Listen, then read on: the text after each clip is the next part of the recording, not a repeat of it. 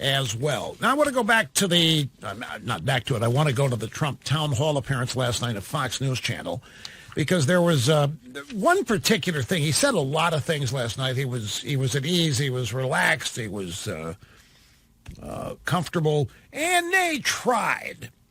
I don't blame anybody for this. They tried to trip Trump up a couple of times on questions, and he didn't fall for it. This is not a criticism of anybody. Do not misunderstand.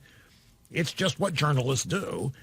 And Trump was on his game, and he saw what the attempt was and didn't get drawn into it. But this bite here is one I specifically asked Cookie to roll off for me, because they were asking him, what about his old life does he miss?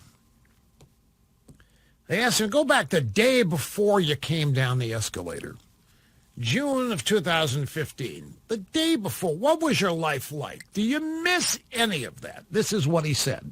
I loved my old life. The day before I announced I was running for president, that was the best period ever of my life. My company was the strongest it ever was. It was the strongest period of my life. It was sort of the best period of my entire life. Is there anything that you can't do now that yeah, I mean, I can't walk down the street now, so it's a lot different.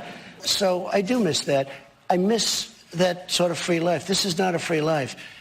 But I love what we're doing because we're accomplishing more than anybody's ever. I'm viewing it as we're saving this country. This country was going wrong. Bingo! See, right there, bingo. We are saving this country. Now, normally, you don't hear, even if politicians think that's what they're doing, they don't put it in those terms. They will describe their jobs, their objectives, their performance in more esoteric or generic ways. But I think it's important that Trump said this because, see, his base has never doubted. When Trump was running and mentioned all the things, make America great again, fixing illegal immigration, the wall, whatever, rebuilding the military. The one thing his base has never, ever doubted is that he was serious. And his base has never been, I can't say never, there might have been 2 or 3 moments in the past 3 years where maybe some in his base got a little worried that he might go wobbly on certain things only because of things he said at one point. For example, when he had a board meeting, editorial board meeting with the New York Times and said some things about climate change, people, oh, no, he's going to go, oh, no. But then it came time for the pedal to hit the metal, the rubber to hit the road, and we pulled out of the Paris Accords. He hadn't changed a thing. He just was playing with people.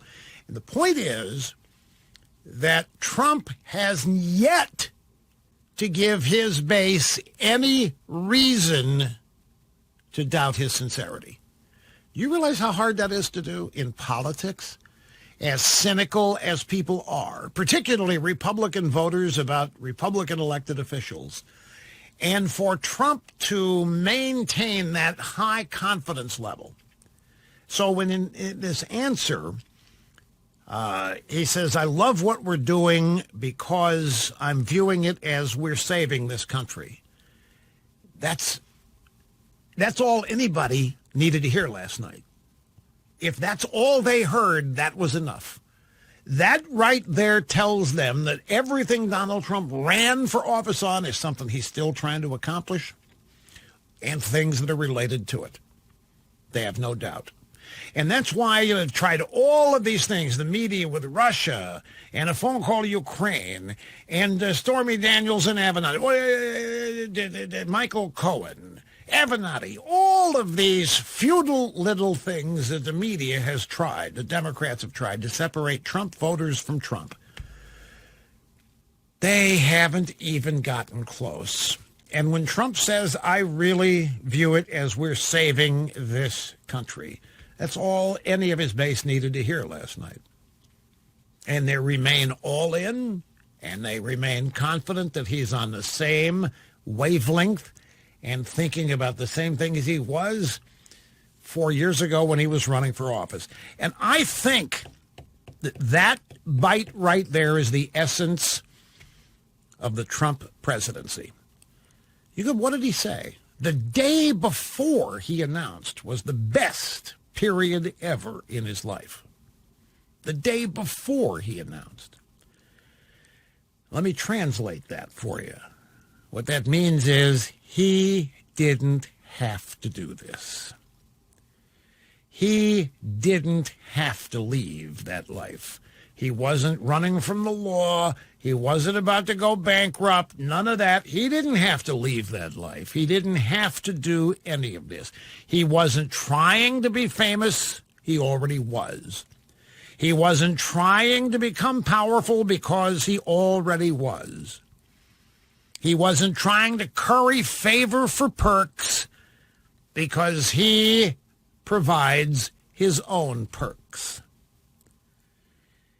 He did it because he saw the country going down the drain and said, we need to stop it. We need to fix it. And so what's he done? He's put a lot of things at risk. His reputation, look at what's said about him now. Look at what's said about his family. Look at the efforts there have been to ruin him, to ruin his business, to ruin his reputation, to ruin his career, to ruin his political future. And it's been ruined. The efforts that they have made have been targeted at personal destruction and ruin, and he didn't need any of it. He's done all of this without having to do any of it. He didn't have to do one thing that he's doing here. He could have stayed on with his private life and his family doing whatever they were doing to enjoy their futures and secure it. Could have stayed attached to his businesses. But he started this and he has stuck with it under a continual assault.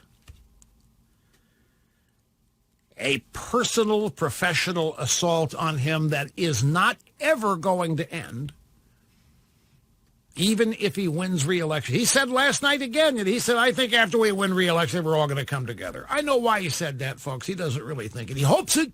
He'd love it if it happened. Doesn't expect it to happen. Would love it if it did. But how many other people in politics can say that they're doing it because they don't have to do it? Certainly not Biden. Why is Biden doing any of this? Biden's doing any of this because of all the things there are to get by doing it. Fame, money, achievement, filling out their resume.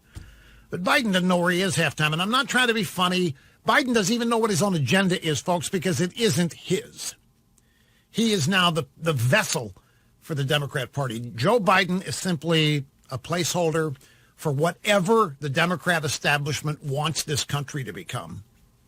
He's simply the guy that's going to run for office, and if he loses, he's going to lose, but the party isn't. If he wins, yeah, but it's going to be the party that wins, and whoever gets installed in the positions of power to actually run it, because he's just a vessel. Biden's reasons for running are the exact opposite of Donald Trump's. Elizabeth Warren's are the exact opposite of Trump's, and so are Crazy Bernie's.